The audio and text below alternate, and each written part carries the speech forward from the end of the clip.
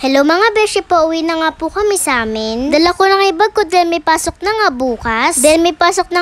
Binigyan ko nga ng baon yung dalawang pinsan ko. Pambilingan nila ng tinapay at sesto mga beshi. Ito nga video na to, late upload na naman po.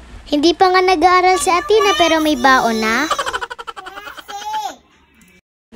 Dahil Father's Day nga, dito na nga lang namin pinapunta sila lolo. Dito na nga lang po kayo magse-celebrate sa amin. Panigurado nga pupuno lahat ng kainan. Kaya umorder na lang kami online ng Samgyup. Dahil Father's Day nga, pinasobran ko na nga din yung bayad ko sa rider. Pagka ganyan nga panahon, masarap nga kumain mga beshi. Naligo nga lang ako pagkatapos nagluto na kami.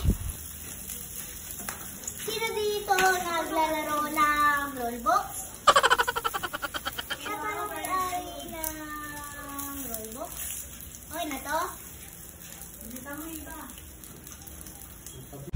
Mamaya na nga po kami kakain pagkaluto na nga po lahat ng pork. Pero sila Athena nga nakailang tikim na dito.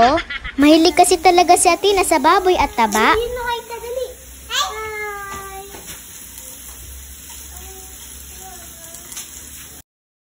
Dito nga po kami umuorder sa Samgyupsal ni Aling Bella. Kayo nga po mamimili ko anong bundle nga po gusto nyo mga beshi. Masasarap nga yung side dish na kaya try nyo na nga umorder sa kanila. Huwag nyo nga lang to mapapanood ng hating gabi, panigurado magka-crave din kayo.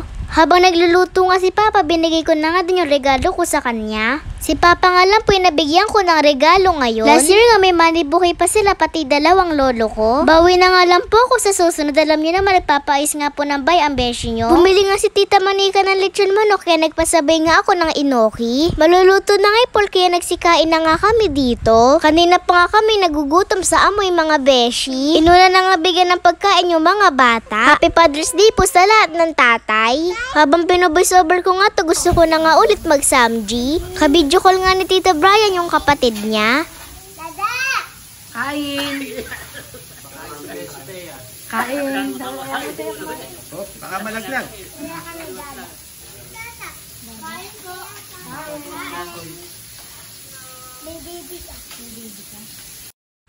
Ito na nga pala update sa pinapaayos kong bahay mga beshi. Dito na nga sa kabilang side, malapit sa lababo magpapaplatada. Uunayin nga po muna matapos tong loob. Nagbago nga po isip nila mama. Di na nga po muna papaplatadahan lahat ng labas. Hanggang terrace po muna mga beshi.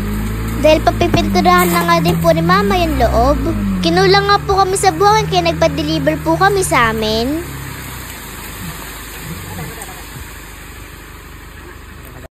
Yun lang, salamat sa panonood. Bye-bye mga beshi!